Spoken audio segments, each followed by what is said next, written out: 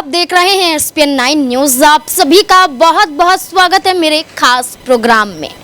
राजनीति में हर दांव पेच हर पार्टियां इस्तेमाल करती हैं ताकि सीएम कुर्सी के लिए वो काबिज हो पाएं या राज्य में अपनी सत्ता को काबिज कर पाएं। लेकिन इस रेस में वही आगे निकलता है जिसे जनता चुनती है। और हरियाणा में इसी साल विधानसभा चुनाव है। हरियाणा में ना सही बल्कि देश भर के 3 राज्यों में इसी साल 2024 में विधानसभा के चुनाव संपन्न होने हैं, जिसमें झारखंड, महाराष्ट्र और हरियाणा भी शामिल है। और हरियाणा पर ही आज हम चर्चा करेंगे। आखिरकार कांग्रेस पार्टी और भारतीय जनता पार्टी के बीच में खिंची लकीरें क्या हरियाणा में एक बड़ी मुश्किलों को अंजाम देती हुई नजर आएंगी? क्या कांग्रेस पार्टी की दावेदारी और भारतीय जनता पार्टी का दावा हरियाणा में आखिरकार किसकी सरकार को बनाने में कामयाब होगा?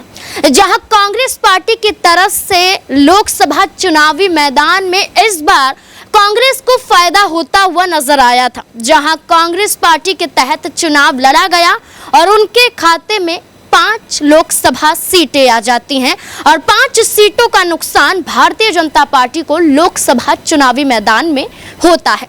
और कांग्रेस पार्टी में जो 5 सीटें दर्ज की गई हैं उसमें से एक चर्चित सीट है रोहतक लोकसभा सीट, जिस पर भूपेंद्र सिंह हुड्डा, हरियाणा के पूर्व मुख्यमंत्री भूपेंद्र सिंह हुड्डा के बेटे दीपेंद्र सिंह हुड्डा एक बार फिर से अपनी किस्मत को आजमाते हुए नजर आते हैं। 2019 के चुनाव में रोहतक से वो चुनाव हार गए थे। इससे पहले 2014 की बात करें तो दीपेंद्र सिंह हुड्डा ने चुनाव जीता था।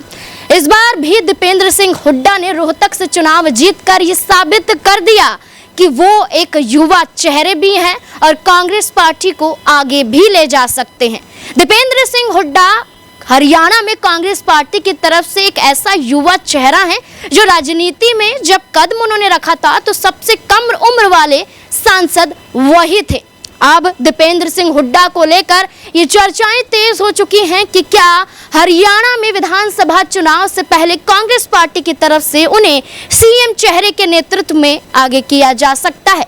इसी बीच दीपेंद्र सिंह हुड्डा के सीएम चेहरे से पहले ये भी चर्चाएं होती हुई नजर आ रही हैं कि क्या दीपेंद्र सिंह हुड्डा की पत्नी श्वेता मिर्धा भी राजनीति में कदम रखेंगी। और ऐसे में दीपेंद्र सिंह हुड्डा और श्वेता मिर्धा को लेकर उनके क्या यहाँ पर संबंध जो नजर आते हैं, जो शादीशुदा जिंदगी है वो किस तरीके से चलती हुई नजर आई है?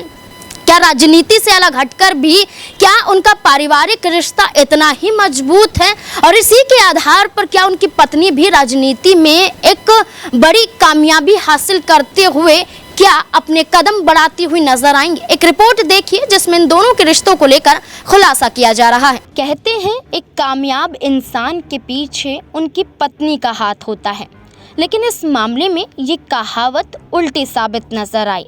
इस कहानी में ये कहावत उल्टी इसलिए नजर आई क्योंकि एक कामयाब पत्नी के पीछे एक पति का हाथ नजर आया। हम चर्चा कर रहे हैं कांग्रेस पार्टी के रोहतक से सांसद दीपेंद्र सिंह हुड्डा की और उनकी पत्नी श्वेता हुड्डा की।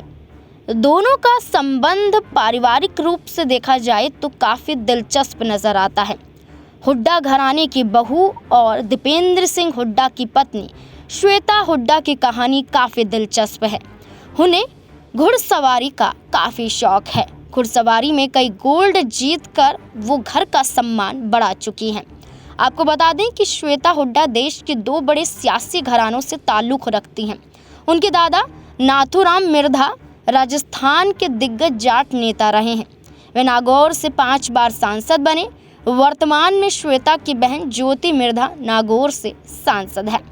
अमेरिका से MBA करने वाली श्वेता हुड्डा की शादी हरियाणा के पूर्व मुख्यमंत्री के बेटे दीपेंद्र सिंह हुड्डा के साथ हुई।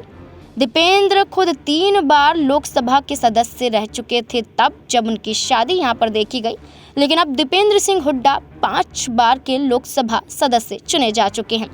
आपको बता दें कि राज्यसभा सदस्य के रूप में भी दीपेंद्र सिंह हुड्डा आगे रहे, लेकिन अब वो अपनी राज्यसभा की सीट से इस्तीफा देते हुए भी नजर आए।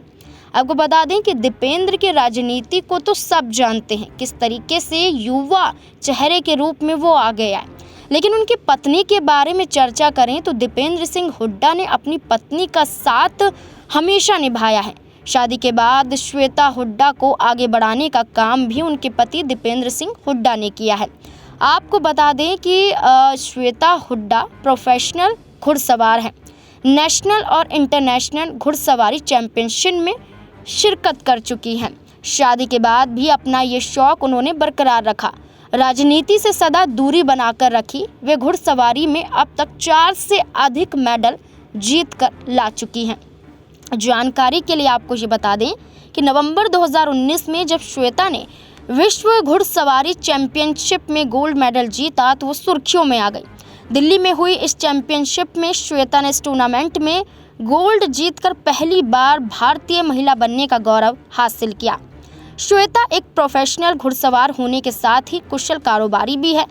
यूनिवर्सिटी ऑफ राजस्थान में कॉमर्स में मास्टर किया। इसके बाद अमेरिका के सैन फ्रांसिस्को से एमबीए की डिग्री हासिल की। कुछ समय तक रॉबर्ट हॉल्फ इंटरनेशनल कंपनी में काम किया। इंडिया बुल्स कंपनी में फाइनेंस का काम भी किया। आपको बता दें उनको बचपन से ही घुड़सवारी का शौक था, जो कि आज भी उभरता हुआ नजर आता है। आपको ये भी बता दें कि 2019, 2018, 2014 में वो कई मेडल यहाँ पर जीत कर लाई हैं।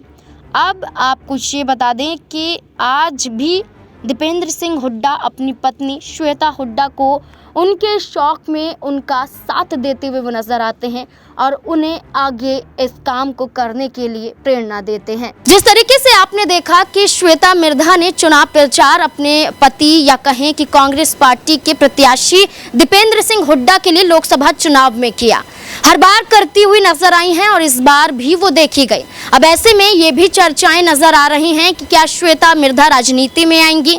क्या इसके साथ साथ जो बड़ा सवाल है कि दीपेंद्र सिंह हुड्डा का क्या होगा, क्या सीएम चेहरे के नेतृत्व में आगे किए जाएंगे, इससे जुड़ा हुआ सवाल यहाँ पर बनता है। और इसी सवाल का जवाब देने के लिए मेरे साथ मौजूद है मेरे सहयोगी सिराज। आपका बहुत बहुत स्वागत। सिराज, क्या लगता है, क्या दीपेंद्र सिंह हुड्डा जो 5 बार के सांसद हैं, रोहतक से चुनाव जीतते हुए नजर आए थे, क्या अब कांग्रेस पार्टी की तरफ से उन्हें आगे किया जाएगा सीएम चेहरे के रूप में? जी देखिए, मुझे लगता है हरियाणा में जो स्थिति बन रही है लोकसभा चुनाव के बाद से ही जाहिर सी बात है कि कांग्रेस में एक फूट की स्थिति जरूर बन रही है और इसका एक मुख्य कारण होगा दावेदारी सीएम चेहरे को लेकर के, दावेदारी कैबिनेट में जगह को लेकर के। लेकिन इस वक्त जो कह सकते हैं दीपेंद्र हुड्डा का जो प्रस्ताव है वो आगे चलता हुआ, नाम आगे जो है चलता हुआ नजर आ रहा है सीएम चेहरे को लेकर के। मुझे लगता है कांग्रेस में असमंजस की स्थिति अभी से ही बनी हुई है। आप देखिए कि भले ही इस वक्त जो है भाजपा की सरकार है, लेकिन आप देखिए कि जब विधानसभा चुनाव होंगे उस वक्त एक बड़ा सवाल यही है कि क्या आप इन्हीं तमाम तरह के मुद्दों में जो है घिरते हुए नजर आएंगे। क्या आप चुनाव की तैयारियों में, जहां सभी पार्टियां चुनाव की तैयारियां कर रही है, भारतीय जनता पार्टी समीक्षा बैठक कर रही है, वहां कहीं ना कहीं कांग्रेस पार्टी में इस तरह का माहौल ये साफ तौर पर दर्शाता है कि कांग्रेस पार्टी आखिर सत्ता से बाहर क्यों है।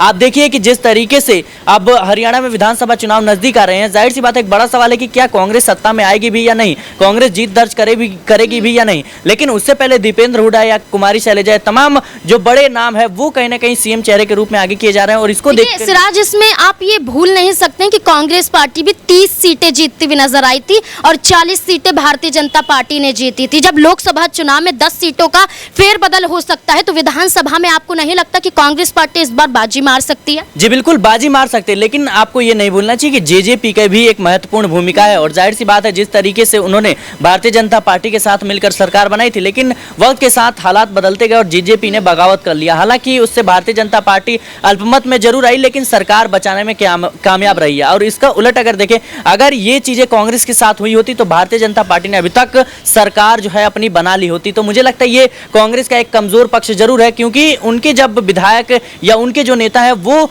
बगावती सुर अपनाते हैं और भारतीय जनता पार्टी में शामिल होते हैं, तो ये अपने आप में एक कांग्रेस की कमजोरी को दर्शाते हैं। और जाहिर सी बात है कि अभी देखिए चुनाव सर पर है और चुनाव की तैयारियां करनी चाहिए, और उससे पहले इस तरीके से दावेदारी या इस तरीके की महत्वाकांक्षाओं को आगे करना, इस तरीके के प्रस्ताव को आगे करना मुझे लगता है विचारों से या सोच से परे लगता है। क्योंकि अभी आप देश की राजनीति में यानी केंद्र में भी सत्ता से अभी बाहर हैं, आप राज्य में भी आपकी सरकार नहीं है। हालांकि लोकसभा चुनाव में आपने जरूर अच्छा प्रदर्शन किया, लेकिन इसको विधानसभा चुनाव में दोहराना मुझे लगता है बेहद दिलचस्प होने वाला है और मुझे लगता है कांग्रेस के लिए बड़ी चुनौती। आप देखिए कि लोकसभा चुनाव के बाद से ही भाजपा लगातार कम सीटें क्यों आई, आखिर 400 पार का आंकड़ा पार क्यों नहीं हुआ, इसको लेकर के समीक्षा बैठकें हो रही हैं। लगातार गृह मंत्री अमित शाह या पीएम नरेंद्र मोदी, जेपी नड्डा, तमाम बड़े दिग्गज नेता समीक्षा बैठकें कर रहे हैं, लगातार चिंतन मंथन कर रहे हैं। लेकिन इसके बजाय कांग्रेस में आप देखें तो कांग्रेस में लगातार मुख्यमंत्री के दावेदारी को लेकर के तमाम तरह के असमंजस की स्थिति नजर आ रही है। टिकट बंटवारे को लेकर के किसको टिकट मिलेगा, किसको नहीं मिलेगा, किसकी दावेदारी होगी, किसकी नहीं होगी, ये कहीं ना कहीं अपने आप में सवालों से परे लगता है। और जाहिर सी बात है कांग्रेस को अब चिंतन मंथन करने की जरूरत है। जी बिल्कुल, यहाँ पर अब देखना होगा कि विधानसभा चुनाव नजदीक और ऐसे में दीपेंद्र सिंह हुड्डा को लेकर कांग्रेस पार्टी की तरफ से बड़ा दावा किया जा रहा है। अभी तो औपचारिक रूप से ऐलान नहीं किया गया है, लेकिन चर्चाएं तेज हैं कि दीपेंद्र सिंह हुड्डा सीएम नेतृत्व के रूप में आगे हो सकते हैं। अब देखना होगा कि अगर ऐसा होता है तो क्या कांग्रेस पार्टी दो फाड़ में बढ़ती हुई नजर आएगी या फिर नहीं। इस पूरे मुद्दे को लेकर आपकी क्या राय है, कमेंट बॉक्स में अपनी राय जरूर रखें और ऐसे ही अन्य मुद्दों के साथ हम फिर से चर्चा करते हुए नजर आएंगे। तब तक के लिए देखते रहिए SPN9 न्यूज। धन्यवाद।